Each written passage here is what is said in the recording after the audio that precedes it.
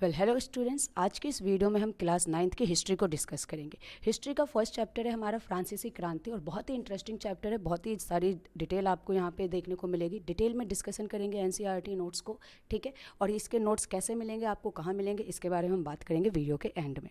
चलिए स्टार्ट करते हैं वीडियो को।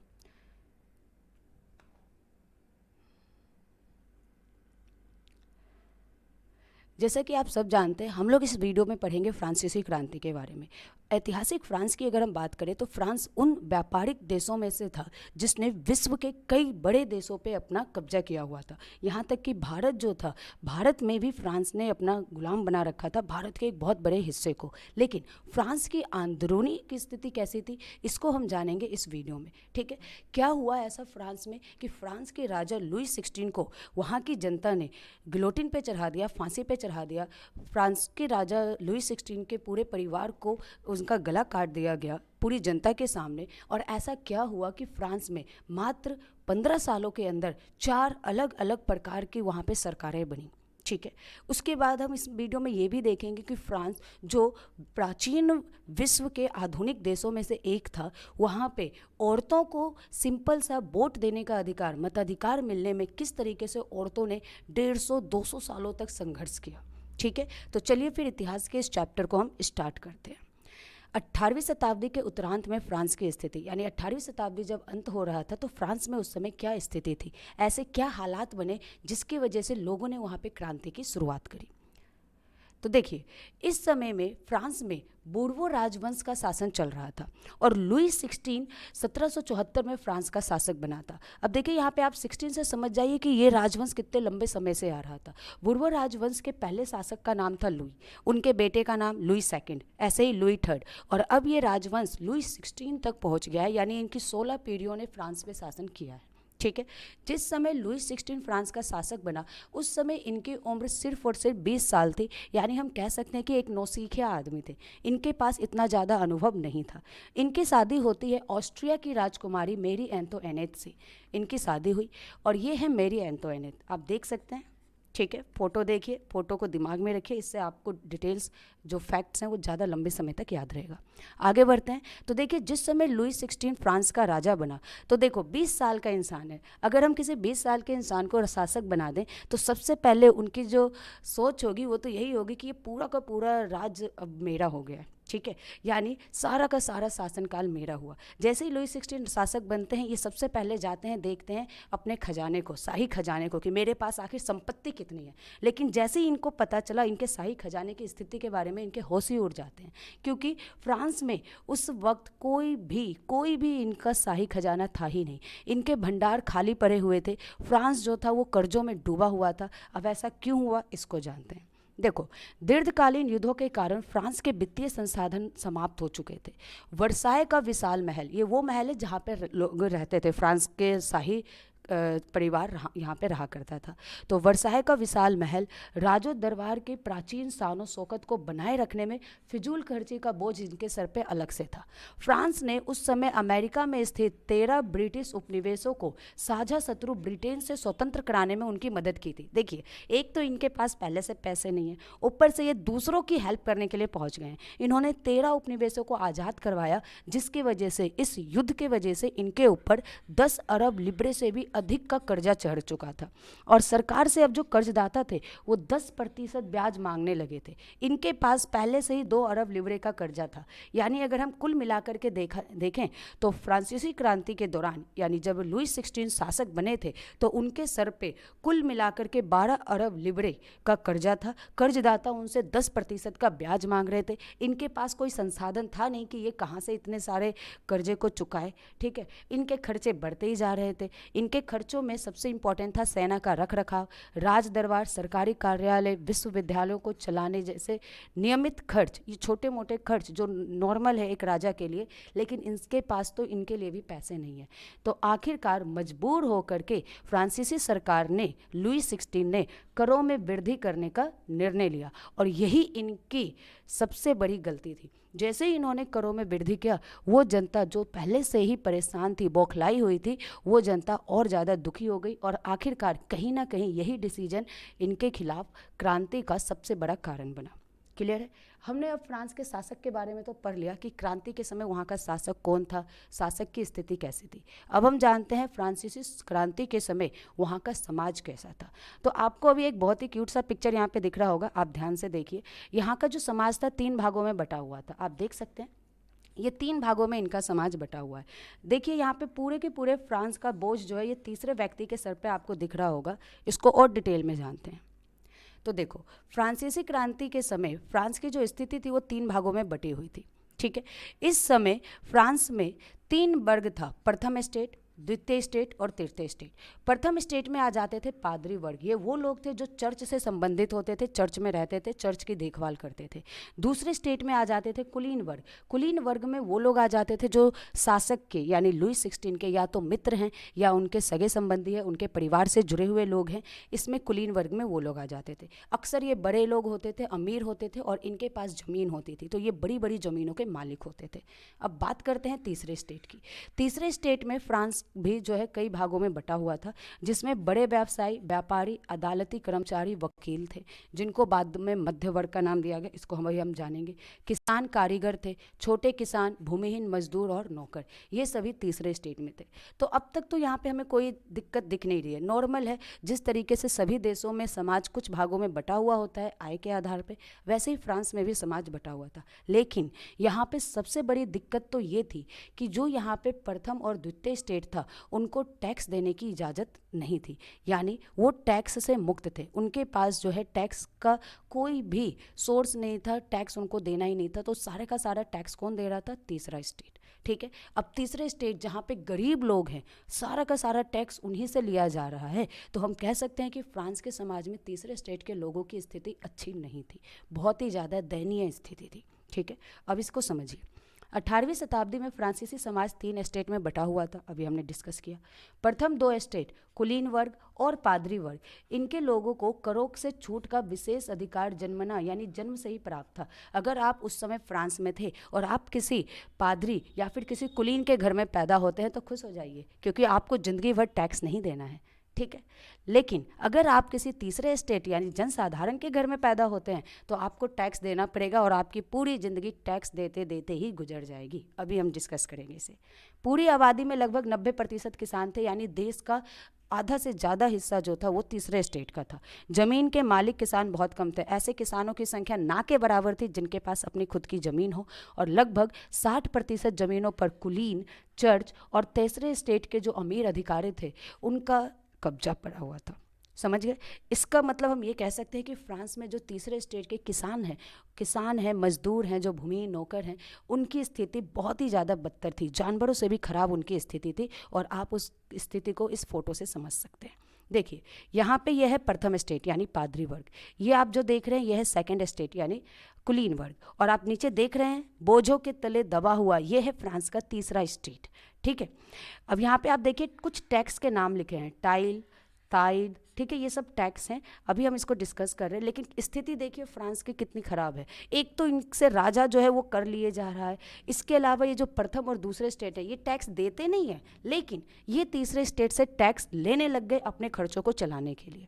ठीक है, तो अब हम पढ़ेंगे तीसरे स्टेट पे किस किस प्रकार के कर लगाए गए थे, और उसके लिए यहाँ पे एक और फोटो है जो तीसरे स्टेट की स्थिति को बता रहा है। तो आप थोड़ा सा इस स्थिति पे भी नज़र डालिए।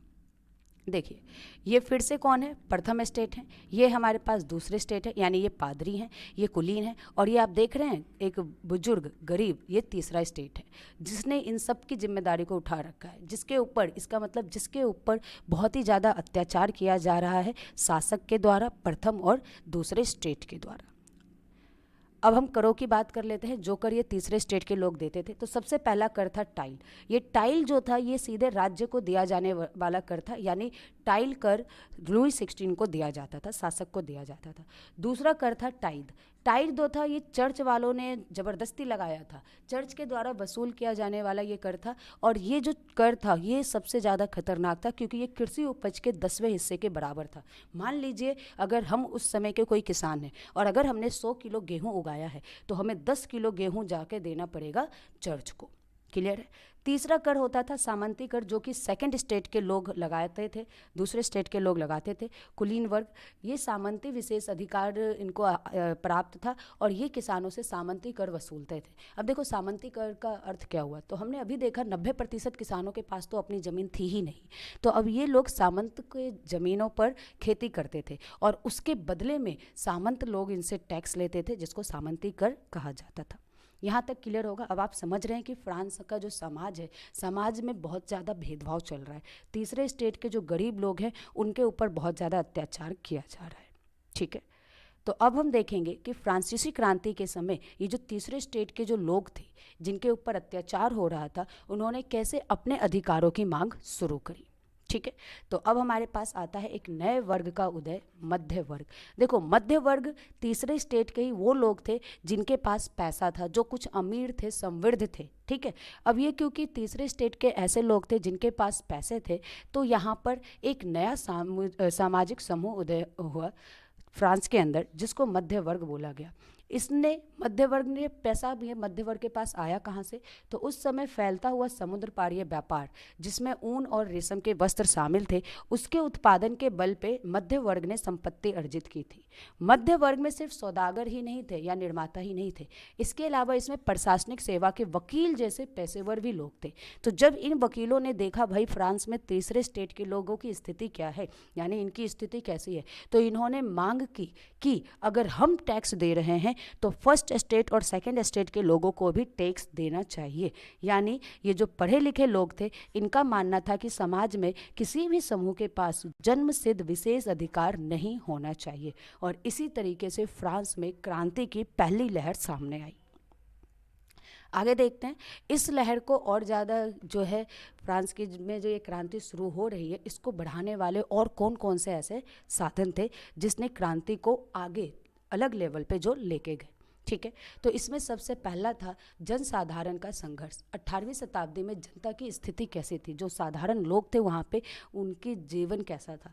तो आप इस फोटो में देख सकते हैं कुछ अच्छी ज़िंदगी नहीं है, फटे हुए कपड़े पहने हैं, गरीब भूखे लोग हैं। ठीक है, और ये आप ऊपर देखिए इनके सर पे बैठा हुआ ये लुई 16 शासक है ना। तो किस तरीके से जनता जो है यहाँ पे तड़प रही है अपनी स्थिति को सुधारने के लिए। अब उनकी स्थिति को हम एक बार देख लेते हैं, जनता की स्थिति इस समय में थी कैसी। Okay, give me 1 second. Alright, let's start. तो सन 1715 में ये बात की जा रही है, क्रांति से लगभग 50 साल पहले की। उस समय यहाँ की जनसंख्या 2.3 करोड़ थी, जो कि 1789 में क्रांति के समय बढ़ करके 2.8 करोड़ हो चुकी थी।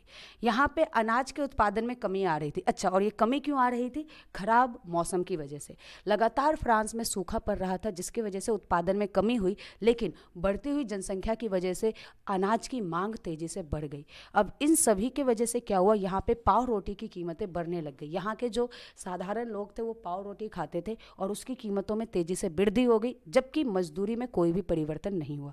सूखे के प्रकोप से फसल हर साल खराब हो रही थी। अब ऐसे जीविका संकट उत्पन्न होना प्राचीन राजतंत्र के दौरान ये बहुत ही आम बात थी। तो वो फ्रांस जो विश्व के अलग अलग देशों पे अपना कब्जा कर रहा है, यहाँ के खुद के लोग भूखमरी से मर रहे थे। क्लियर है? तो ये जो था कारण बना क्रांति का। और उसके बाद आप यहाँ पे फोटो देख रहे हैं, ये कुछ महान दार्शनिक हैं यानी लेखक हैं जिन्होंने फ्रांस के लोगों पे बहुत ही अलग छाप छोड़ी और उनको भी क्रांति के लिए उकसाया।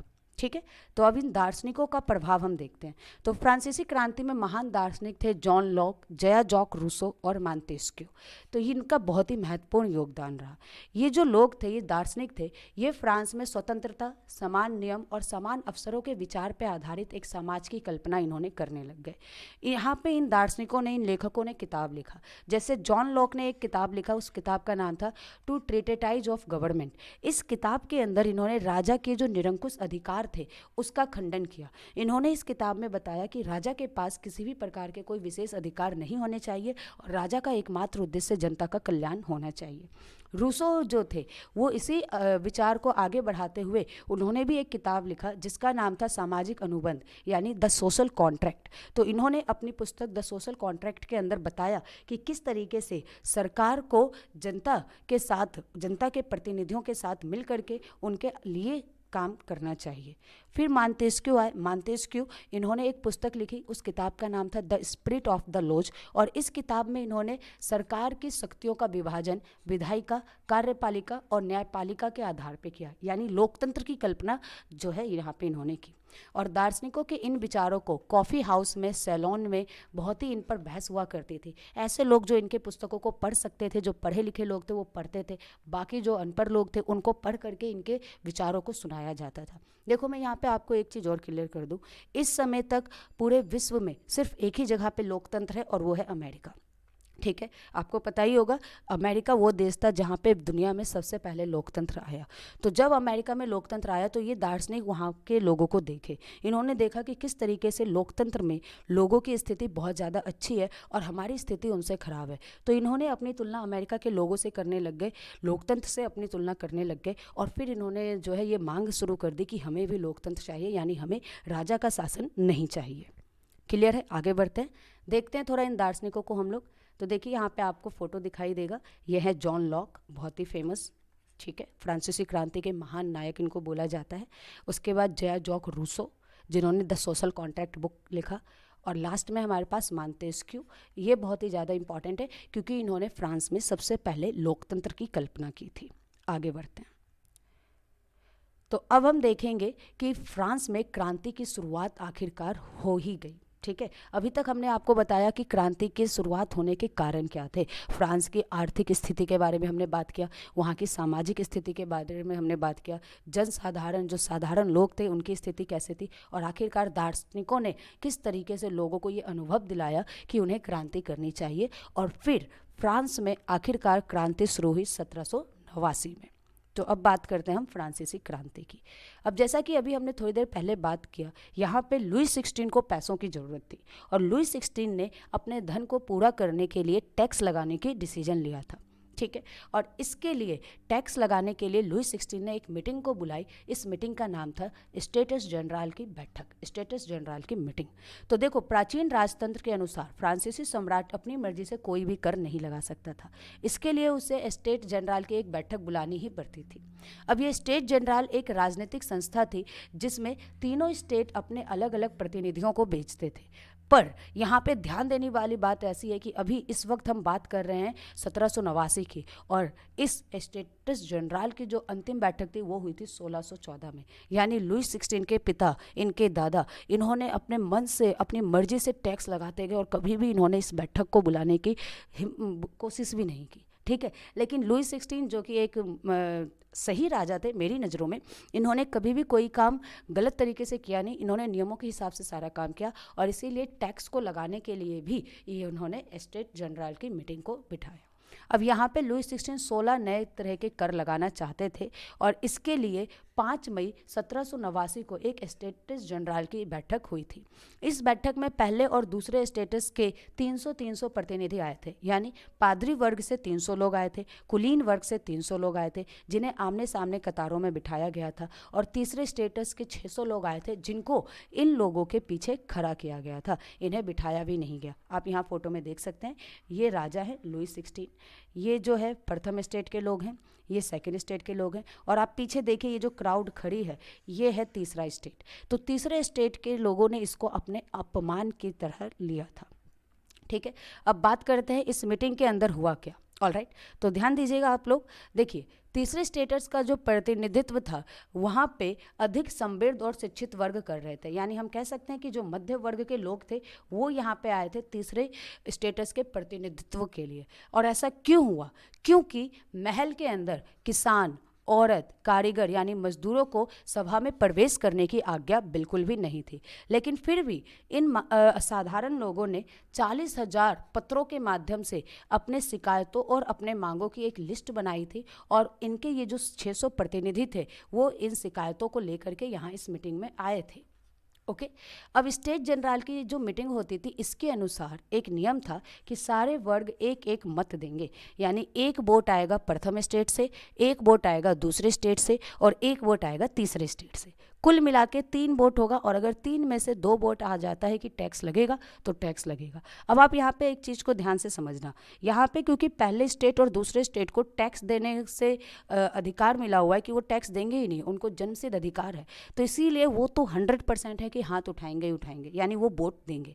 लेकिन सारा का सारा टैक्स तो देना है तीसरे स्टेट को, तो अगर वो हाँ बोले ना बोले इसका तो कोई फर्क ही नहीं पड़ता, वोट तो आखिर उनके विपक्ष में ही जाएगा, टैक्स तो लगेगा ही लगेगा। ठीक है, इसीलिए तीसरे वर्ग के प्रतिनिधियों ने पूरी सभा के द्वारा मतदान कराए जाने की मांग की, जिसमें उन्होंने बोला कि हर एक सदस्य को यहाँ पे वोट देने का अधिकार होगा। यानी यहाँ पे 300 लोग प्रथम स्टेट के, 300 लोग दूसरे स्टेट के और 600 लोग तीसरे स्टेटस के, कुल 1200 लोग हैं, तो 1200 लोग अपने मतदान दें और 1200 वोट हो, जिसके बाद ये देखा जाए कि टैक्स लगना चाहिए या नहीं लगना चाहिए। लेकिन लुई 16 ने इस प्रस्ताव को मानने से इनकार कर दिया। तो जब इस प्रस्ताव को मानने से इनकार कर दिया गया तो तीसरे स्टेटस के प्रतिनिधियों ने सभा का बहिष्कार कर दिया और बहिष्कार करके वहाँ से निकल गए, इस मीटिंग को बीच में ही छोड़ के वर्साई के किले से बाहर निकल गए। यहाँ तक आपको क्लियर होगा, आगे बढ़ते हैं। तो जब ये लोग बाहर निकले, तीसरे स्टेटस के लोग, आप यहाँ पे देख सकते हैं इस तरीके से ये लोग जो है बाहर आए थे तीसरे स्टेट के। लेकिन जब ये बाहर आए तो ये शांति से नहीं बैठे, इन्होंने पूरी तरीके से एक प्लान बनाया, एक सिस्टमेटिक वे में इन्होंने पूरा एक प्लान बनाया कि किस तरीके से ये फ्रांस में अपनी स्थिति को सुधारेंगे। और इन्होंने जो ग्रुप बनाया उस ग्रुप को इन्होंने नाम दिया नेशनल असेंबली। अब ध्यान से समझिएगा आप लोग इस टॉपिक को। तो 20 जून 1789 को तीसरे स्टेट के प्रतिनिधियों ने वर्साई के इंडोर टेनिस कोर्ट में जमा हुए और उन्होंने अपने आप को नेशनल असेंबली घोषित कर दिया। यहाँ पे मैं आपका ध्यान एक बार लाना चाहूँगी, नेशनल असेंबली में ये मध्य वर्ग के लोग थे, जो तीसरे स्टेटस के अमीर लोग थे। ठीक है, इस बात को आप ध्यान में रखना, क्योंकि अभी 5 मिनट के बाद हम इनकी असली शक्ल को देखेंगे, आखिर ये लोग कर क्या रहे हैं फ्रांस के अंदर। यहाँ पे इन्होंने शपथ ली कि जब तक सम्राट की शक्तियों पर अंकुश लगाने वाला एक संविधान नहीं तैयार कर लेंगे तब तक यह असेंबली भंग नहीं होगी। और अब शुरू होता है फ्रांस में संविधान का प्रारूप बनना, संविधान बनने लग गया। यहाँ पे नेशनल असेंबली में सिर्फ तीसरे स्टेट के लोग नहीं थे, यहाँ पे प्रथम और दूसरे स्टेट के वो लोग भी थे जो सच में ऐसा मानते थे कि फ्रांस में जन्मसिद्ध अधिकारों को ख़त्म करना चाहिए। और यहाँ पे ऐसे ही 2 व्यक्ति थे, मिराव्यो और आबेसिये।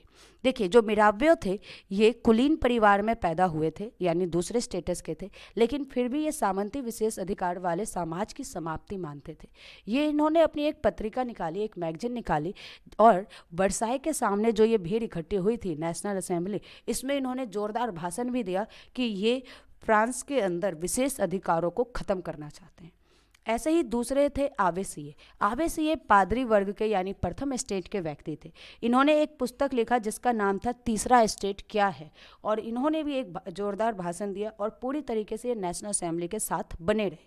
तीसरे स्टेट को आज़ाद कराना चाहते थे, उनकी स्थिति में सुधार लाना चाहते थे।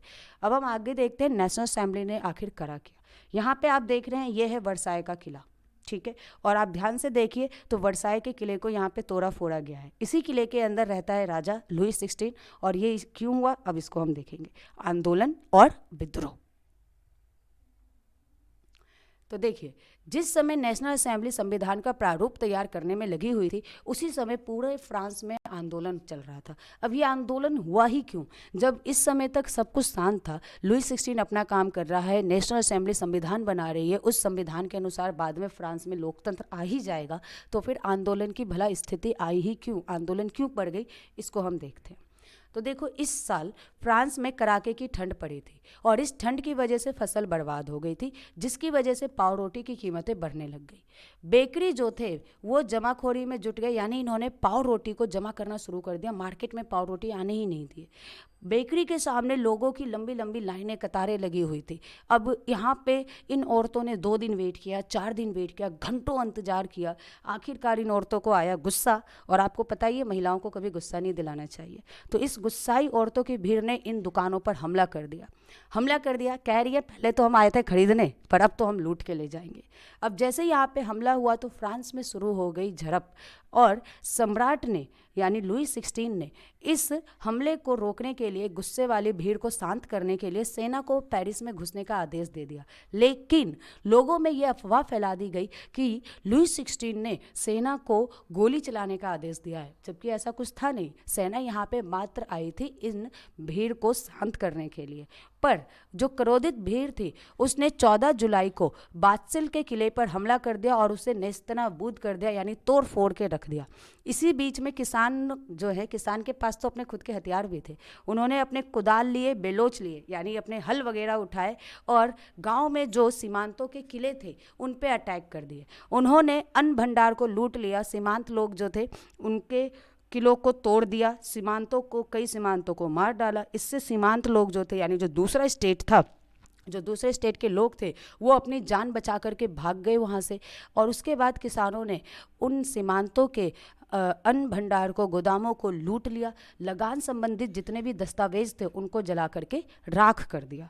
तो इस तरीके से भले ही नेशनल असेंबली संविधान बना रही है, लेकिन फ्रांस के जो गरीब लोग थे आखिरकार उन्होंने हिम्मत जुटाई और पहली बार फ्रांस में एक आंदोलन और एक विद्रोह शुरू हुआ। अब देखते हैं ये विद्रोह आगे कैसे चला। तो आप यहाँ पे देख सकते हैं किस तरीके से लुई 16 का सिंहासन जल रहा है, यानी आखिरकार उसका शासन खत्म होने को आ गया है। फ्रांस में राजतंत्र खत्म हो रहा है। ठीक है, तो अब हमारा टॉपिक है लुई 16 का पदत्याग। देखिए, लुई 16 ने अंततः नेशनल असेंबली को मान्यता दे दी। लुई 16 ने देखा भाई फ्रांस में अब स्थिति जो है हमारे कंट्रोल से बाहर हो रहा है। हर जगह, चाहे वो शहर हो चाहे वो गांव हो, हर जगह लोग आंदोलन कर रहे हैं। तो अगर अब इस स्थिति को कंट्रोल नहीं किया गया तो बहुत ज़्यादा लेट हो जाएगा, क्योंकि वर्साई के किले को तो ऑलरेडी तोड़ फोड़ करके रख दिया गया था, तोड़ दिया गया था, हथियारों को लूट लिया गया था। तो आखिरकार मजबूर होकर के लुई 16 ने नेशनल असेंबली की जो भी मांगे थी उन सबको मान लिया और ये भी बोल दिया कि सत्ता पे अब से ठीक है संविधान का नियंत्रण होगा, मुझे नहीं चाहिए नियंत्रण, ठीक है, पूरा नियंत्रण संविधान को दे दो। तो आखिरकार फिर 4 अगस्त 1789 की रात को ही नेशनल असेंबली ने कर, कर्तव्य और बंधन वाली सामंती व्यवस्था को खत्म करने का आदेश दे दिया। यानी अब सेकंड स्टेट हमसे किसी भी प्रकार का कोई भी टैक्स नहीं लेगी। ऐसा ही इन्होंने किया पादरी वर्ग के साथ। इनके साथ तो और भी ज़्यादा अत्याचार किया गया था। विशेष अधिकारों को त्यागने के लिए विवश किया गया।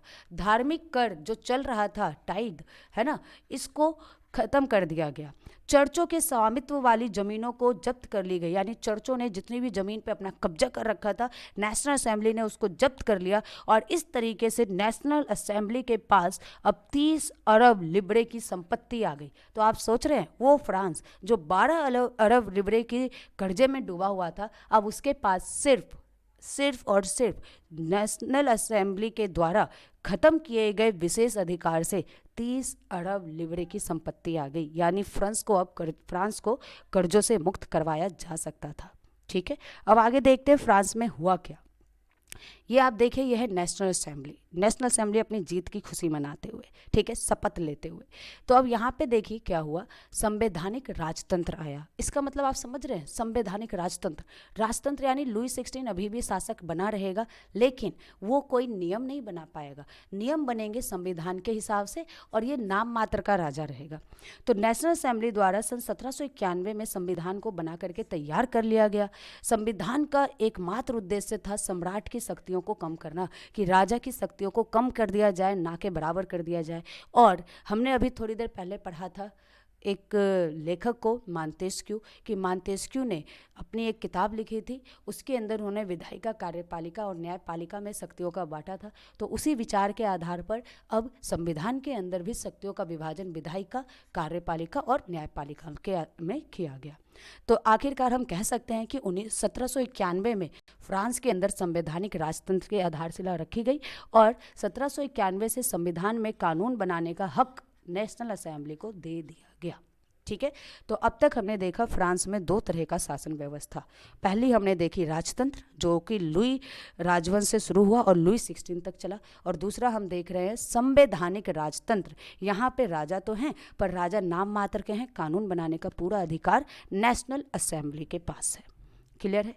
अब देखिए नेशनल असेंबली ने किस किस प्रकार के कानून बनाए। तो यहाँ पे आप देख रहे हैं, ये जो लोग आपको बिठे हुए दिख रहे हैं, ये है नेशनल असेंबली के सदस्य। ये है फ्रांस का वो आम नागरिक जिसके लिए नेशनल असेंबली अभी तक तैयार थी काम करने को, लेकिन यहाँ पे कुछ ऐसा हो गया जिसकी फ्रांस की जनता को कोई उम्मीद ही नहीं थी। और वो हुआ क्या, इस नेशनल असेंबली ने टेढ़े मेढ़े कानून बनाने शुरू कर दिए।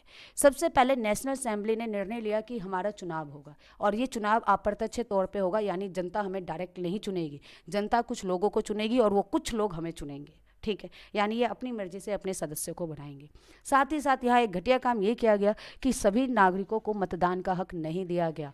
इसका मतलब चाहे लुई 16 का शासन हो, चाहे नेशनल असेंबली का शासन हो, आम नागरिक अभी भी वोट नहीं देंगे। तो अगर सभी लोग वोट नहीं दे सकते थे तो वोट आखिर दे कौन रहा है? तो वोट वही दे सकता था जिसकी उम्र 25 साल से ज़्यादा हो, और वो सिर्फ पुरुष हो, महिलाओं को तो यहाँ पे गिना भी नहीं गया। 25 साल से अधिक उम्र वाले ऐसे पुरुष जो कि 3 दिन के बराबर की मजदूरी का टैक्स चुकाते हों, वही वोट दे सकते थे, और ऐसे लोगों को सक्रिय नागरिक का दर्जा दिया गया।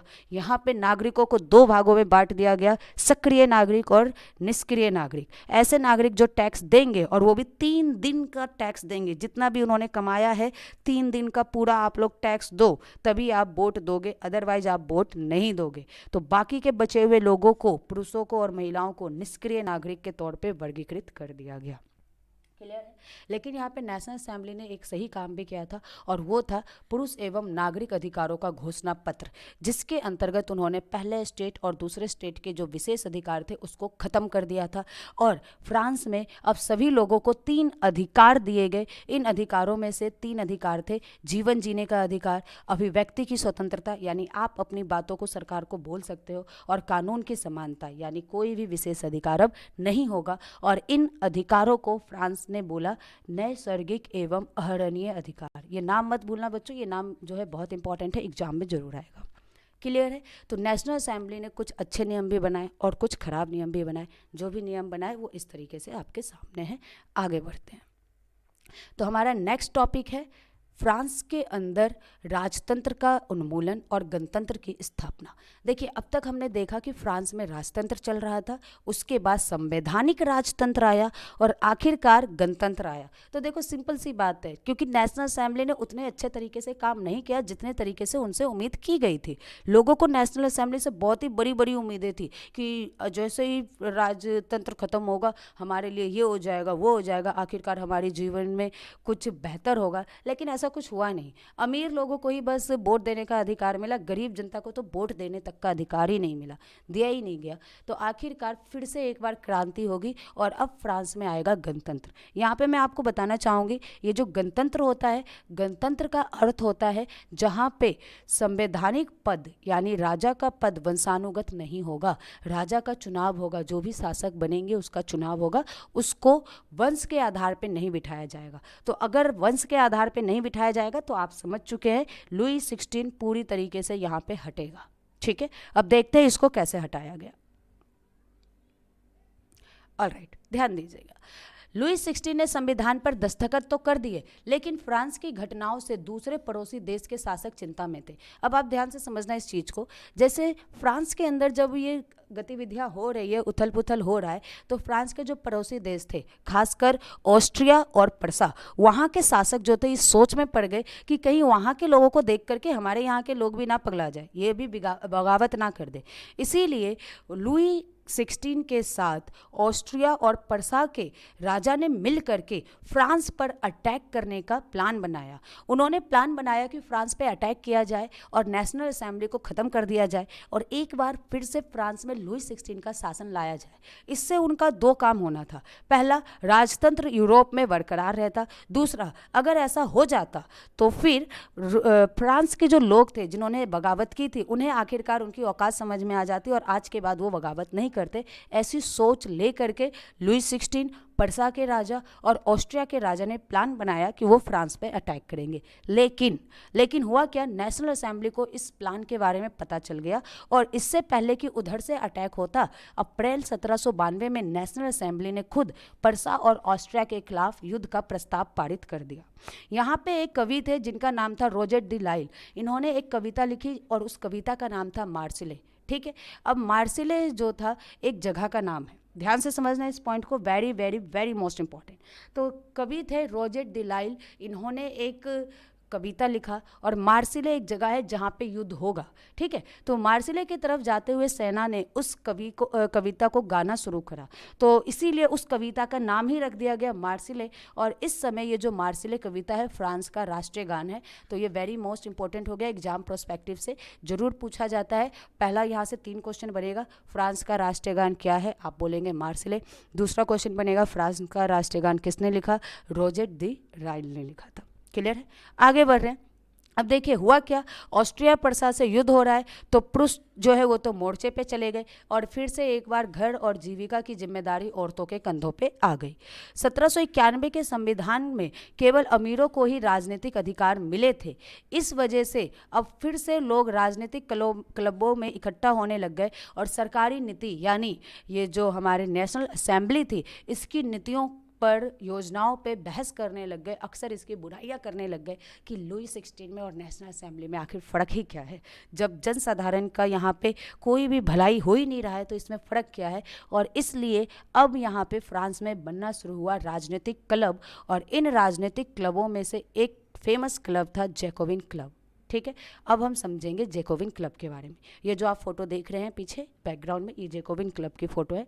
समझते हैं ये जैकोबिन क्लब है क्या। तो देखो जैकोबिन क्लब जिसका नाम पेरिस के भूतपूर्व कॉन्वेंट ऑफ सेंट जेकब के नाम पे पड़ा था, again this is important fact, याद रखिएगा, इनके नाम पे पड़ा था। अब इसको राजनीतिक समूह का अड्डा बना दिया गया। यहाँ पर अक्सर नेशनल असेंबली की बुराइयाँ की जाती थी, लुई 16 के बारे में भला बुरा बोला जाता था और डिस्कशन किया जाता था कि किस तरीके से यहाँ पर कोई ना कोई ऐसा काम तो किया ही जाए ताकि फ्रांस के अंदर आखिरकार गरीब लोगों की भी सुनी जाए, गरीब लोगों की स्थिति में सुधार आए। तो इसलिए आप समझ सकते हैं जैकोबिन क्लब के जो सदस्य थे वो छोटे दुकानदार, कारीगर या फिर गरीब किसान थे, है ना।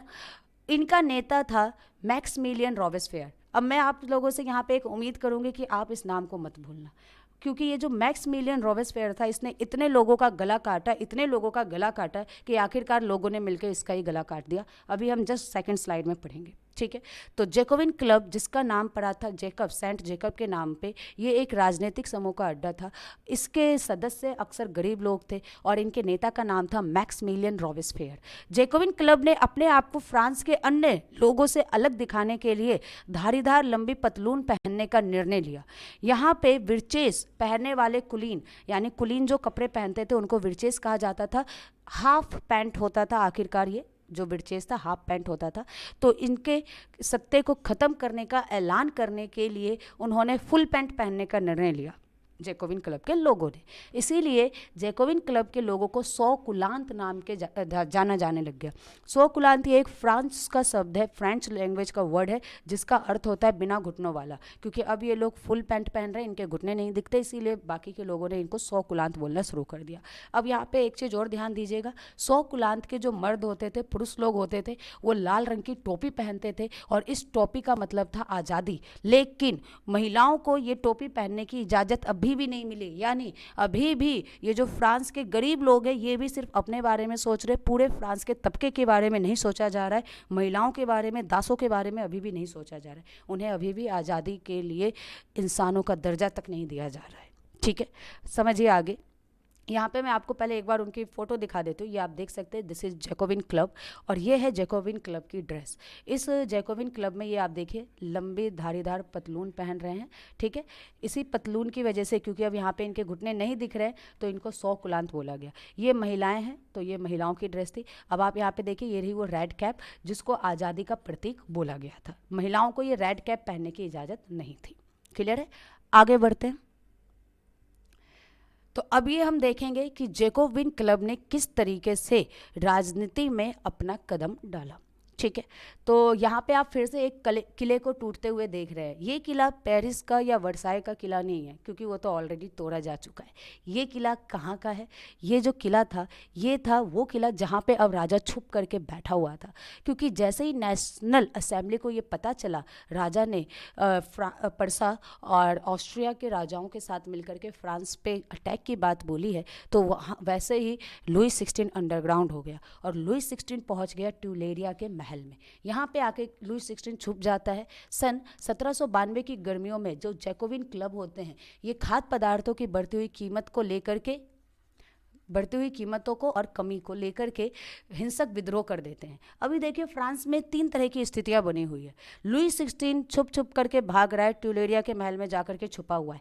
नेशनल असेंबली फ्रांस के सभी मुख्य पुरुषों के साथ पर्सा और ऑस्ट्रिया के साथ अटैक करने में लगी हुई है। बच गई यहाँ पे जैकोबिन क्लब। जैकोबिन क्लब के लोगों ने आखिरकार देश में हिंसक विद्रोह कर दिया। इस समय जैकोबिन क्लब को रोकने के लिए ना तो लुई 16 है और ना ही नेशनल असेंबली है। जैकोबिन क्लब के लोगों ने 10 अगस्त की सुबह सुबह ट्यूलेरिया का महल, जहां पे लुई 16 छुपा हुआ था, उस महल पे अटैक करते हैं और राजा को ये कई घंटों तक बंधक बना के रखते हैं। इसी समय पे नेशनल असेंबली जो होती है, वहां पे एक नियम बनता है और उस नियम के तहत शाही परिवार को कारावास में डाल दिया जाता है। ना सिर्फ लुई 16 बल्कि मेरी एंतोइनेट, महारानी मेरी एंतोइनेट और उनके बच्चों को भी, पूरे शाही परिवार को कारावास में डाल देते हैं। अब यहाँ पे नेशनल असेंबली जैकोबिन क्लब के लोगों के दबाव में आकर के इन्होंने यहाँ पे मताधिकार में थोड़े से बदलाव किए और वो बदलाव था कि अब 21 साल से अधिक उम्र वाले सभी पुरुषों को, चाहे वो टैक्स दे या ना दे, उनको मताधिकार का अधिकार दे दिया गया और ये सिर्फ और सिर्फ इस विद्रोह को रोकने के लिए किया गया था। आगे हम देखते हैं। आप यहाँ पे देख सकते हैं, ये 2 बहुत ही इंटरेस्टिंग फोटो है। आप देखिए, ये जो फर्स्ट फोटो है इसमें लुई 16 को फांसी पे चढ़ाया गया और आप यहाँ पे देखिए, मेरे को पेन चेंज करने दीजिए, फिर आपको अच्छे से दिखाई देगा। ऑलराइट, ये देख सकते हैं आप, यहाँ पे इस तलवार के ऊपर लुई 16 की गर्दन है, ये है। और ये जो आप मशीन देख रहे हैं ना, ये मशीन है गिलोटिन। अभी हम इसके बारे में डिटेल में डिस्कस करेंगे। इस मशीन को गिलोटिन कहा जाता था। इस मशीन के सहारे से गर्दन सीधे काट दी जाती थी, ठीक है। इसको बनाया था डॉक्टर गिलोटिन ने। इसके बारे में अभी हम पढ़ेंगे नेक्स्ट स्लाइड में। तो फ्रांस के राजा को जो है कारावास में डाला गया, सजाए मौत दी गई और इस तरीके से गिलोटिन पे चढ़ा के उनकी गर्दन काट दी गई। और जैसे ही लुई 16 की गर्दन कटी, पीछे पीछे मेरी एंतोइनेट को भी लाया गया और मेरी एंतोइनेट का भी वही हश्न हुआ जो लुई 16 का हुआ। इनकी भी गर्दन काट दी गई और लुई 16 और मेरी एंतोइनेट दोनों के गले को इस तरीके से लटका करके फ्रांस में घुमाया गया था। ये बहुत ही एक खराब स्थिति थी। मेरे हिसाब से ऐसा नहीं होना चाहिए था, बट क्योंकि इतिहास में तो हो चुका है, हम इतिहास को बदल नहीं सकते, तो सिर्फ इसके फैक्ट को जानने के अलावा हम और कुछ भी नहीं कर सकते। इस तरीके से आखिरकार फ्रांस का जो वंश था लुई 16, आखिरकार ये बुर्बो राजवंश का अंतिम शासक भी खत्म हो गया। और धीरे धीरे जैसे ही लुई 16 और मेरी एंतोइनेट को गिलोटिन पे चढ़ाया गया, गर्दन इनकी काटी गई, उसके बाद इनके पूरे परिवार का भी यही हाल किया गया। अब पढ़ते हैं हम इसके बारे में, आखिर ऐसा हुआ क्यों। यहाँ पे आप देखेंगे एक नया नाम आया है, कन्वेंशन, ठीक है। अब ये कन्वेंशन क्या था, तो देखो, नेशनल असेंबली और जैकोबिन क्लब, इन दोनों के बीच में मतभेद शुरू हुई और इसका डिसीजन लिया गया कि हम वोट करवाएंगे, ठीक है। जैसे ही वोट हुआ, नई असेंबली बनी जिसमें ज़्यादातर जैकोबिन क्लब के ही लोग थे और ये सरकार में आते ही इन्होंने सबसे पहले नेशनल असेंबली का नाम बदल करके कन्वेंशन रखा, ठीक है। 21 जनवरी 1993 को पैलेस डी लॉ कॉनकॉर्ड, ये नाम आप याद रखना, पैलेस डी लॉ कॉनकॉर्ड में लुई 16 को खुलेआम फांसी दी गई। रानी मेरी एंतोइनेट का भी वही हश्न हुआ, यानी उन्हें भी फांसी दी गई। और ये सारा काम करवाया था कॉन्वेंशन ने, यानी जैकोबिन क्लब ने, और इनके लीडर तो आप जानते ही हैं कौन थे, रॉबेस्पियर। अब हम पढ़ेंगे कन्वेंशन का शासन। आप देखिए, यह है कन्वेंशन का शासन, इसको कहा जाता था आतंक का युग। यहाँ पे आप देख रहे हैं, ये जो है ये रॉबेस्पियर के सेना है और बाकी आप देखिए इनके हाथ में तलवार और गन दिख रहा होगा। इन्होंने किसी को नहीं छोड़ा फ्रांस में, जो भी इनके खिलाफ गया सभी को मारना पीटना शुरू कर दिया। तो हम पढ़ेंगे अब आतंक राज या फिर रॉबेस्पियर का युग, ठीक है। अब यहाँ पे आप 2-3 चीज़ों को अच्छे से समझिए। अब तक फ्रांस में पहले से चल रहा था लुई 16 का राजवंश, उसके बाद आया नेशनल असेंबली, उसके बाद आया कन्वेंशन। हमने जब पढ़ा था कन्वेंशन यानी जैकोबिन क्लब, तो इसमें ज़्यादातर गरीब लोग थे, गरीब लोग के पुरुष शामिल थे। तो अब उम्मीद की जा रही थी कि कहीं ना कहीं फ्रांस के अंदर जो भी काम होगा ये गरीबों की भलाई के लिए होगा। लेकिन ये जो मैक्समिलियन रॉबेस्पियर था, इसने तो सारा काम उल्टा ही कर दिया। ये नेशनल असेंबली से भी ज़्यादा भयानक भयानक था। तो इसीलिए सन 1793 से 94 तक की जो अवधि थी, इस अवधि को आतंक का युग कहा जाता है। फ्रांस में आतंक का युग, रीजन ऑफ टेरर इसको कहते हैं। इस समय रोबेस्पियर के का यहाँ पे शासन था, और रोबेस्पियर ने इस समय एक नीति अपनाई जिसको उसने बोला नियंत्रण एवं सजा की नीति। माफ़ करना, मैं इसको हाईलाइट करना भूल गई, but this is very most important, आप इसको याद रखना। रोबेस्पियर ने एक नीति अपनाई थी और इस नीति का नाम था नियंत्रण एवं सजा की नीति। अब इस नीति के अंतर्गत उसने देखो क्या किया, कुलीन वर्ग, पादरी वर्ग और दूसरे राजनीतिक दलों के सदस्य जो उसकी कार्यशैली से इत्तेफाक नहीं रखते थे, उस सभी को इसने गिरफ्तार किया, गिरफ्तार करके जेल में बंद कर दिया। रोबेस्पियर ने एक न्यायालय बनाया था और उस न्यायालय को ये क्रांतिकारी न्यायालय बोलता था, जिसके अंदर इन लोगों पर मुकदमा चलाया गया और जो भी दोषी हुआ उन सभी को गिलोटिन पे चढ़ा दिया गया। गिलोटिन के बारे में मैंने अभी आपको बताया है, गिलोटिन पे चढ़ने वाले लोग का गर्दन काट दिया जाता था, तो उन सभी का सर कलम कर दिया गया। अच्छा, इस मशीन का नाम गिलोटिन इसके आविष्कारक डॉक्टर गिलोटिन के नाम पे पड़ा है, जो कि इस रोबेस्पियर का मित्र था। तो हम क्या ही उम्मीद कर सकते हैं इनसे, है ना। आगे बढ़ते हैं और अब हम देखेंगे कि फ्रांस में रोबेस्पियर का अंत कैसे हुआ। रोबेस्पियर सरकार के द्वारा बनाए गए कानून, तो एक कानून तो हम देख ही चुके हैं, वो कानून क्या था, नियंत्रण एवं सजा की नीति। ठीक है, ये आप फोटो देखिए, ये है मैक्सिमिलियन रोबेस्पियर, फोटो में भी डरावना दिख रहा है ना, ऐसा लग रहा है किसी घटिया सी मूवी का विलन है। एनीवेज, हम बात करते हैं आगे। तो इसने कुछ नियम बनाए। इसने पहला नियम बनाया कि इसने मजदूरी और कीमतों की अधिकतम सीमा निर्धारित कर दी, यानी अब ना तो मजदूरी बढ़ेगी और कीमत अधिक से अधिक कर दिया गया, उससे आगे कीमत नहीं बढ़ेगा, ऑलरेडी बढ़ा दिया, महंगाई बढ़ गई। एक अच्छा काम इसने ये किया कि इसने गोश्त और यानी मांस और पाव रोटी की राशनिंग कर दी, यानी ऐसे गरीब लोग जो जिनके पास पैसे नहीं है पाव रोटी या गोश्त खरीदने की, उनके लिए इसने राशनिंग कर दी कि उनको कम पैसे में मिलेगा। लेकिन इसने फिर एक गलत काम किसानों के लिए किया कि इसने अनाज को निर्धारित कीमत पे बेचने के लिए विवश कर दिया। अब किसान जो है एक निश्चित कीमत पे ही अपने अनाज को बेच सकते थे, तो इससे किसानों को नुकसान होना शुरू हो गया। एक काम इसने और कर दिया कि महंगे सफ़ेद आटे के प्रयोग पे रोक लगा दी, जिससे अमीर लोग इसके खिलाफ हो गए। इसने बोला कि हमारे देश में सभी लोग समान हैं, तो सभी लोग एक रोटी खाएंगे, जिसका नाम इसने रख दिया समता की रोटी, जो कि साबुत गेहूँ से बनी हुई होगी। अमीर लोगों को ये तुच्छ रोटी लगती थी, उनको ये खाने की आदत नहीं थी, इसीलिए अमीर लोगों का खान पान ही इसने रोक दिया। और इनमें से किसी भी नियम का उल्लंघन करने वाले को ये बंदा क्या करता था, गिलोटिन पे चढ़ा देता था। ठीक है, तो अब आप देख रहे हैं ये फोटो, ये है रोबेस्पियर। देखो किस तरीके से इसको पकड़ के रखा गया है। समझते हैं हुआ क्या। तो क्योंकि रोबेस्पियर ने सभी पादरी, कुलीन और जितने भी दूसरे राजनीतिक दल थे सभी को गिलोटिन से चढ़ा दिया, यहाँ तक कि इसने अपनी नीतियों को इतनी सख्ती से लागू किया कि इसकी खुद ही की पार्टी के लोग जो थे वो भी इसकी नीतियों से परेशान हो गए थे। इसकी पार्टी के लोगों ने इसको समझाने की बहुत ज़्यादा कोशिश की, लेकिन जो भी इसके खिलाफ कुछ भी बोलता था ये उसको तुरंत ले जाके गिलोटिन पे चढ़ा देता था। ठीक है, इसने फ्रांस के अंदर वहाँ पे परंपरागत तौर पे पुरुषों को मॉन्स्यूर और महिलाओं को मदाम बोला जाता था। तो अब इसने क्या बोला कि अब पुरुषों को सितोएन और महिलाओं को सितोइन बोला जाएगा। This is again very most important, आप इसको भी याद रखना। इसने चर्चों को ख़त्म कर दिया और चर्च के भवन को, यानी जो चर्च थे उन पे कब्जा कर लिया। छोटे चर्चों को इसने अपना ऑफिस बनाया और बड़े चर्चों को सैनिकों के लिए बैरक बना दिया।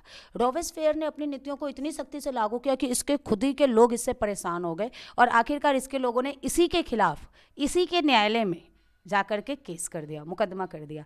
और जुलाई 1794 में इसके न्यायालय ने इसको दोषी ठहराया और इसको गिरफ्तार करने की का जो है वो निकाल दिया, नोटिस निकाल दिया कि इसको रोबेस्पियर को गिरफ्तार किया जाए। जिस दिन इसको गिरफ्तार किया गया अगले ही दिन इसको गिलोटिन पे चढ़ा दिया गया। ऑफकोर्स ज़बरदस्ती पकड़ के ले जाया गया था, आपने पीछे फोटो में देखा इसे। ठीक है, यानी अब हम कह सकते हैं कि फ्रांस में किसका अंत हो गया, कन्वेंशन का अंत हो गया। 3 तरह की सरकारों को अभी तक हमने देखा, राजतंत्र को देखा, संवैधानिक राजतंत्र को देखा और उसके बाद हमने कन्वेंशन को देखा। ठीक है, गणतंत्र को हमने देखा। अब आगे हम देखते हैं नई सरकार जो फ्रांस में आई वो कौन सी थी। तो आप देखिए यहाँ पे कुछ अच्छे से सजे धजे लोग यहाँ पर बैठे हुए हैं। इन लोगों को कहा जाता था डायरेक्टरी। ठीक है, अब समझिएगा ये डायरेक्टरी था क्या। डायरेक्टरी शासित फ्रांस के लोगों ने, फ्रांस के जो महान लोग थे, उनको लगा ऐसा कि फ्रांस में इसलिए शासन व्यवस्था इतनी ख़राब चल रही है क्योंकि सारी की सारी शक्ति एक ही लोग के हाथ में है। लुई 16 के हाथ में थी, फिर नेशनल असेंबली के हाथ में थी और फिर रॉबेस्पियर के हाथ में थी। अगर हम इन शक्तियों को बांट दें, यानी कानून बनाने के अधिकार को एक व्यक्ति को ना सौंप करके कई सारे लोगों के ग्रुप को दे दे, तो फिर शायद फ्रांस में ऐसी स्थिति नहीं आएगी, तानाशाह जैसी स्थिति नहीं आएगी। और इन्हीं ग्रुप को नाम दिया गया डायरेक्टरी। यहाँ पे 5 लोगों का एक ग्रुप बनाया गया। तो जैकोबिन सरकार के पतन के बाद मध्य वर्ग के जो अमीर लोग थे, फिर से एक बार सत्ता उनके हाथ में आ जाती है। अब नए संविधान के अंतर्गत फिर से संपत्तिहीन तबके को मताधिकार से अलग कर दिया, यानी एक बार फिर गरीब लोग वोट नहीं डाल सकते, केवल अमीर लोग ही वोट डालेंगे। यहाँ पर 5 सदस्यों वाली एक कार्यपालिका बनाई गई जिसका नाम था डायरेक्टरी, और यही डायरेक्टरी जो थी अब फ्रांस के अंदर सारे कानून बनाएगी। लेकिन ये जो डायरेक्टरी थी, इसने अगले 5 सदस्यों वाले इस कार्यपालिका ने अगले 10 सालों तक तो किसी तरीके से फ्रांस को चला लिया, लेकिन कभी भी इन 5 लोगों में सहमति बनी ही नहीं। अक्सर इनके बीच में अस्थिरता रहती थी, तो जिसकी वजह से फ्रांस के अंदर अस्थिरता आ गई और फौजी तानाशाह नेपोलियन बोनापार्ट के उदय का कारण बना। तो अब फ्रांस में क्या आएगा? तानाशाह आएगा। देखो, तानाशाह हम उस स्थिति को कहते हैं जब किसी देश के ऊपर वहाँ की सेना का शासन हो जाता है। ये जो नेपोलियन बोनापार्ट था, ये फौजी था और इसने देखा कि फ्रांस की राजनीति स्थिति अच्छी नहीं है, अस्थिर है, तो आखिरकार इसको कहीं ना कहीं रास्ता मिल गया शासन में आने का। और अब हम पढ़ेंगे नेपोलियन बोनापार्ट का शासन। तो आप ये देख रहे हैं, यहाँ पे फिर से एक बार लड़ाई हुई थी और इस लड़ाई में हिस्सा लिया था नेपोलियन बोनापार्ट ने।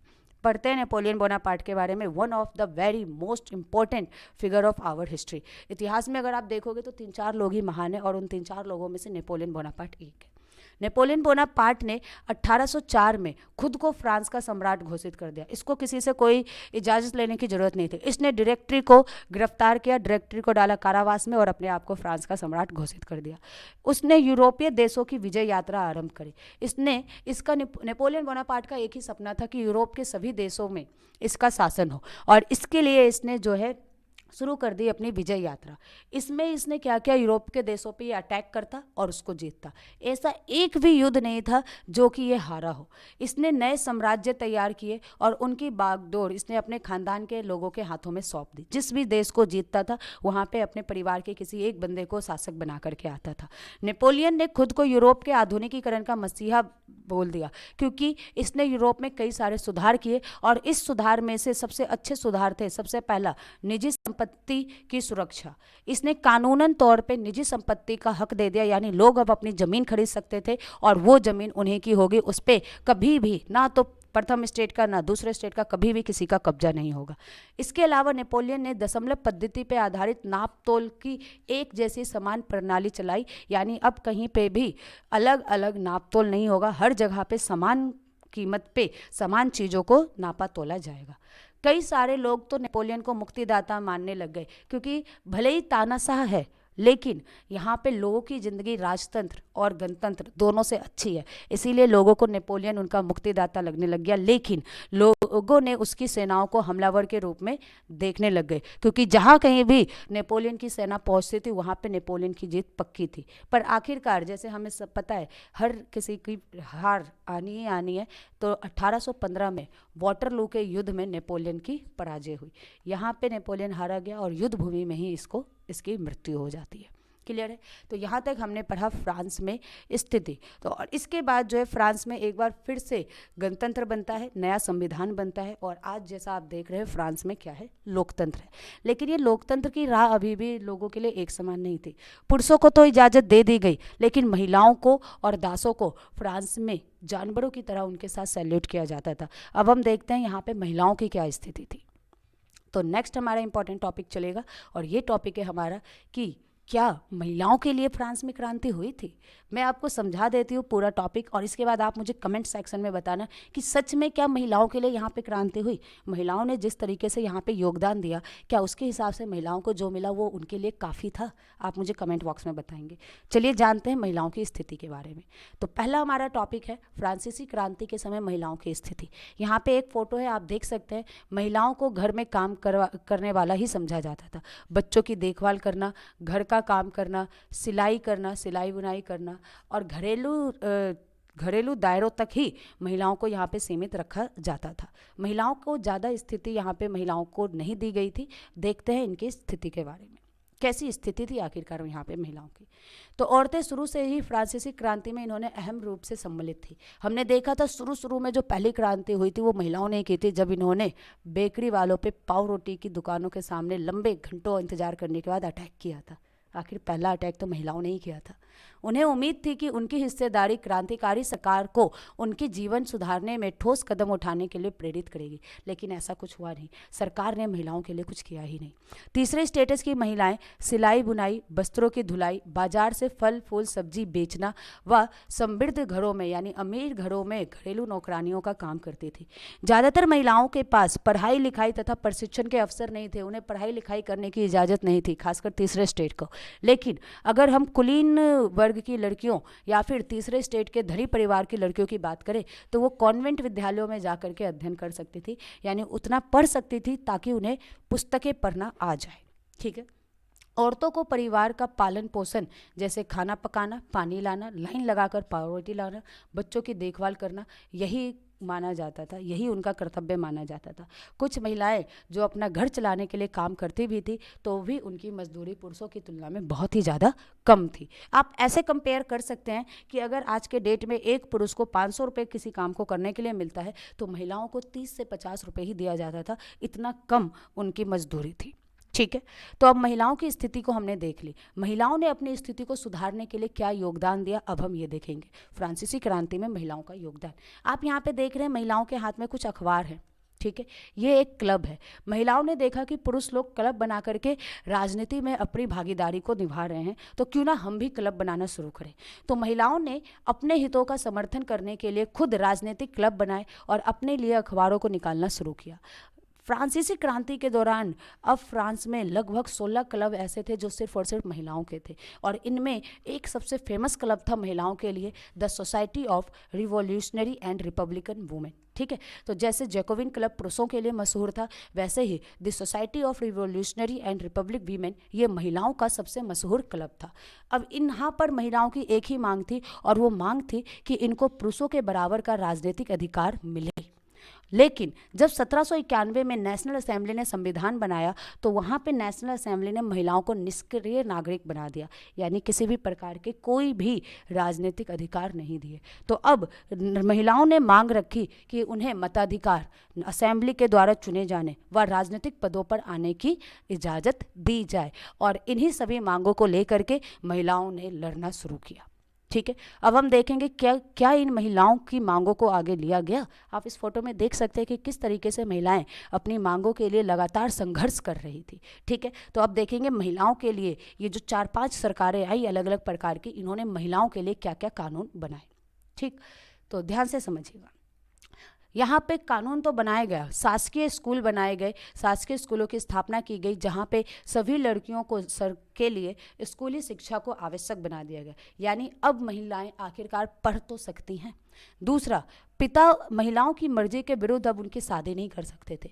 शादी को एक स्वैच्छिक अनुबंध बोल दिया गया, यानी अब अपनी इच्छा से ही महिलाएं शादी करेंगी, और इसको भी नागरिक कानूनों के अंतर्गत उनका पंजीकरण कराना आवश्यक कर दिया। तलाक को भी वैधानिक रूप दे दिया गया।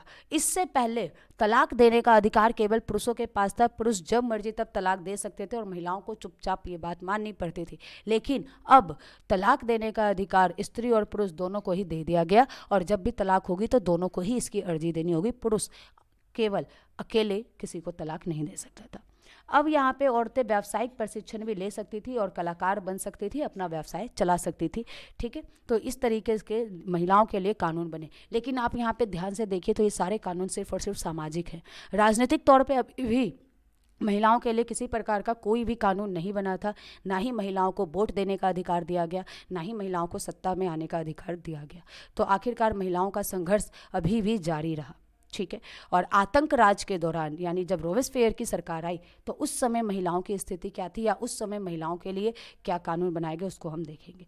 तो आप देखिए, राजनीतिक अधिकारों हेतु महिलाओं ने अपनी लड़ाई को जारी रखा, लेकिन आतंक राज के दौरान रोबेस्पियर की सरकार ने महिला के जो 60 क्लब थे उनको ख़त्म करने वाला एक कानून बना दिया गया। 60 क्लबों को महिलाओं के तोड़ा फोड़ा गया। जो भी विख्यात यानी जो फेमस महिलाएं थी, जो उन क्लबों को चला रही थी, जो अखबार लिख रही थी, जो उस समय समाज को प्रेरित कर रही थी, उन सभी महिलाओं को गिरफ्तार कर लिया गया और उनमें से तो कुछ को फिर से गिलोटिन पे चढ़ा दिया गया था। फ्रांस में, ऐतिहासिक फ्रांस में जब भी फांसी शब्द आए तो आप समझ जाइएगा गिलोटिन की बात की जा रही है, और गिलोटिन में पूरे समाज के सामने उनकी गर्दन काट दी गई थी, ठीक है। लेकिन इसके बाद क्या हुआ, आगे अधिकारों के लिए महिलाओं का संघर्ष जारी रहा, ठीक है। ना सिर्फ फ्रांस में बल्कि पूरे विश्व में एक अंतर्राष्ट्रीय मताधिकार आंदोलन चलाया महिलाओं ने, और पूरे यूरोप में, एशिया में और अफ्रीका में, यहाँ तक कि अमेरिका में भी मताधिकार और समान वेतन के लिए औरतों का आंदोलन शताब्दी के अगले दशकों तक, अगले कई सालों तक कई देशों में चलता रहा। मताधिकार का संघर्ष अब अंतर्राष्ट्रीय मताधिकार आंदोलन के माध्यम से जारी रहा, और आखिरकार ये क्रांति जो 1774 में लुई सोल्वे के पद ग्रहण के साथ शुरू हुई थी, महिलाओं को इसने वोट का अधिकार दिया 1946 में। पूरे 150 सालों के बाद, यानी महिलाओं को 150 से 200 सालों का संघर्ष करना पड़ा सिर्फ और सिर्फ वोट का अधिकार पाने के लिए। तो आप जान सकते हैं ये पूरी दुनिया, जहाँ पे आज कई देशों में लोकतंत्र विद्यमान था 1946 में, वहाँ पे महिलाओं को वोट देने का अधिकार नहीं था। तो आखिरकार 1946 में जा करके महिलाओं को वोट देने का अधिकार मिला। यहाँ पे मैं आपको एक इम्पॉर्टेंट फैक्ट बताती हूँ जो कि इस चैप्टर से थोड़ा सा अलग है। हम बात करते हैं थोड़ी देर के लिए अमेरिका की।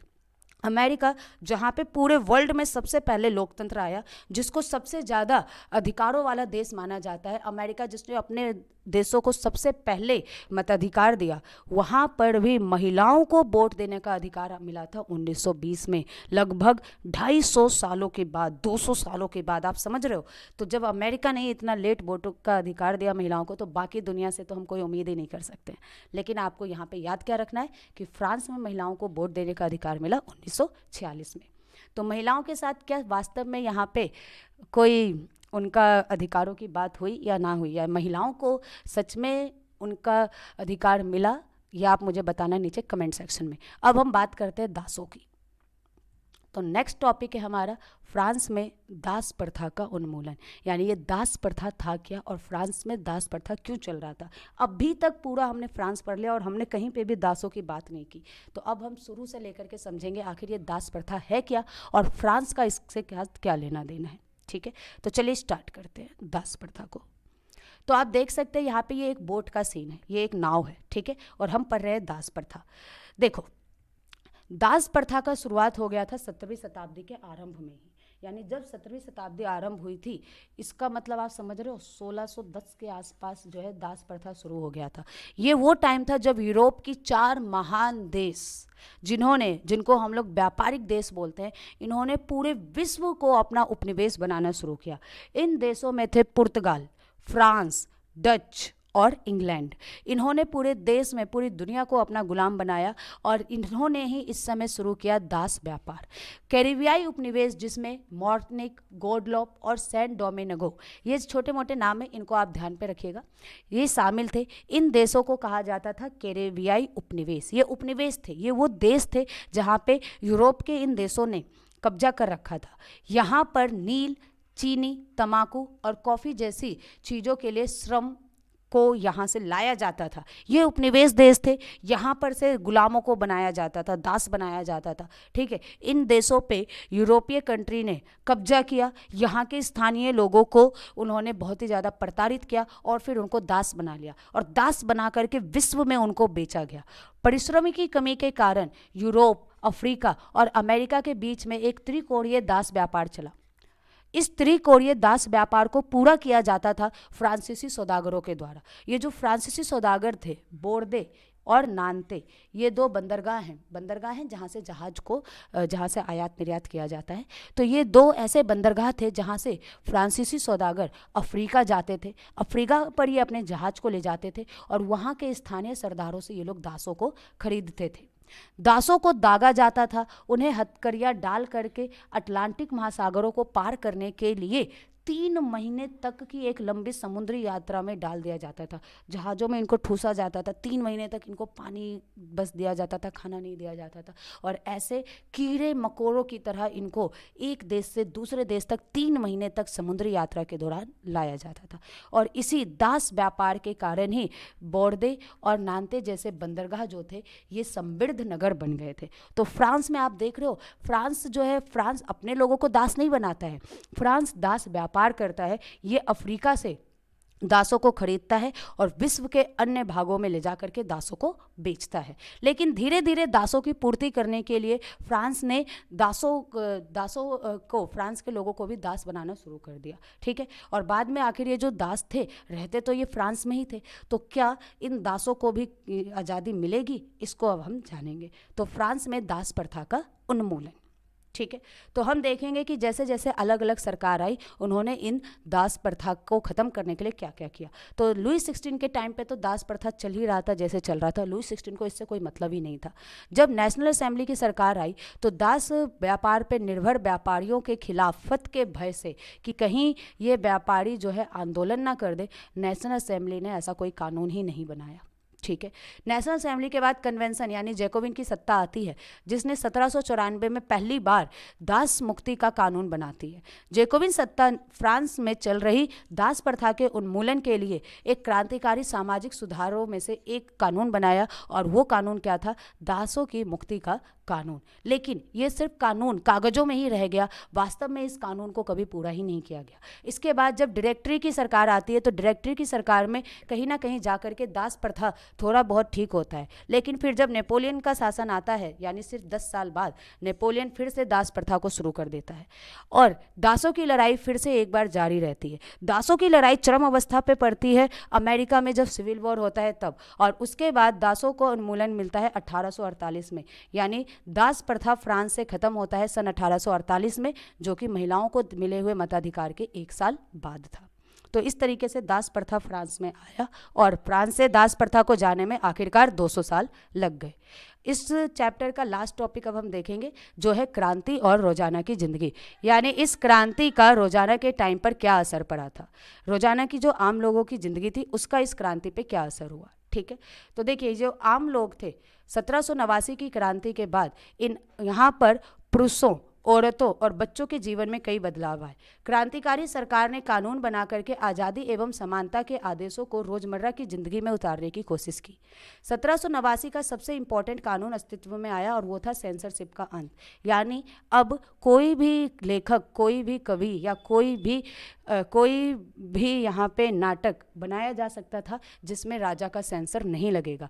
सारी की सारी लिखी हुई सामग्री, सांस्कृतिक गतिविधि, पुस्तक, समाचार पत्र और नाटक को अब राजा के सेंसर अधिकारों से मुक्त कर दिया गया था। असर इसका ये हुआ, रिजल्ट ये आया कि फ्रांस के शहरों में समाचार पत्र, पर्चे और किताबों की तस्वीरों की बाढ़ सी आ गई, ठीक है। प्रिंट माध्यम के द्वारा अब एक पक्ष ने दूसरे पक्ष को अपना दृष्टिकोण समझाने की कोशिश की, और यही वो समय था जब दार्शनिकों की बातों को लोगों तक पहुंचाया गया। स्वतंत्रता और न्याय के विषय में राजनीतिकों और दार्शनिकों के विचारों को आगे फैलाए, और स्वतंत्रता, समानता और बंधुत्व के विचार फ्रांसीसी क्रांति के सबसे अहम विरासत बन गए। और इसका असर इतना ज़्यादा था कि भारत के टीपू सुल्तान और राजा राम मोहन राय ये भी फ्रांस की क्रांति से प्रेरित थे, ठीक है। तो ये हमारा पूरा जो है फ्रांसीसी क्रांति था। आज की वीडियो हमारा यहीं पे एंड होगा। फ्रांसीसी क्रांति आखिरकार हमारा ख़त्म हुआ। मुझे उम्मीद है आप लोगों को समझ में आई होगी, और ये हमारा वर्ल्ड हिस्ट्री का एक सीरीज चलता रहेगा। अगर आपको फ्रांस के अलावा किसी भी और देश की इतिहास के बारे में डिटेल में जानना हो तो आप नीचे कमेंट सेक्शन में आप लिख सकते हैं। आज की वीडियो को हम बस यहीं पर एंड करेंगे। वीडियो को देखने के लिए और हमारे चैनल को सपोर्ट करने के लिए थैंक यू सो मच।